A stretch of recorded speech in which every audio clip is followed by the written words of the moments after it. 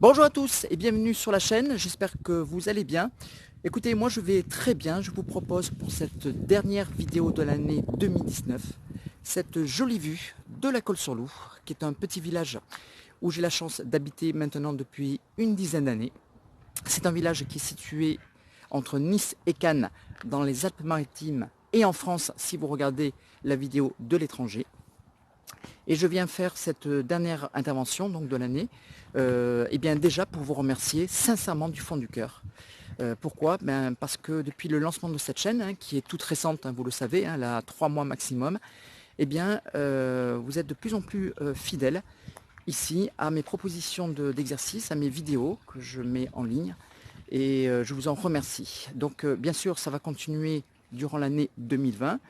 Qu'est-ce qu'il va y avoir comme nouveauté sur l'année à venir? Eh bien, toujours plus de vidéos, toujours plus de propositions avec des disciplines variées. Pourquoi pas essayer de faire des rencontres avec d'autres professionnels du sport pour nous faire partager leur expérience et pourquoi pas aussi dans des endroits comme celui-ci pour joindre l'utile à l'agréable. Alors moi ce que je peux vous souhaiter en tout cas pour cette année qui va venir, déjà plein de bonnes choses hein, pour vous et vos proches, mais aussi de continuer la pratique de l'activité physique sportive. Alors quand je dis pratique de l'activité physique, c'est pas forcément faire des compétitions ou faire du sport à haute intensité. Mais une demi-heure par jour, déjà, ce serait bien, hein, si vous faites ça, si vous prenez l'habitude de faire ça régulièrement, entre 3, 4, voire même 5 fois par semaine, eh bien, ça va avoir des côtés bénéfiques.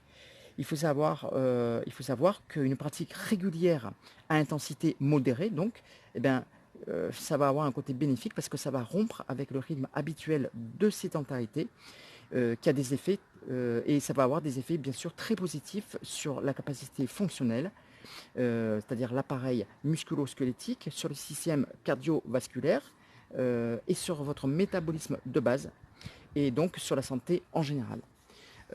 Donc d'une manière générale, bien sûr, pour la santé globale, eh bien, il faut continuer à avoir cette pratique modérée mais régulière de l'activité physique.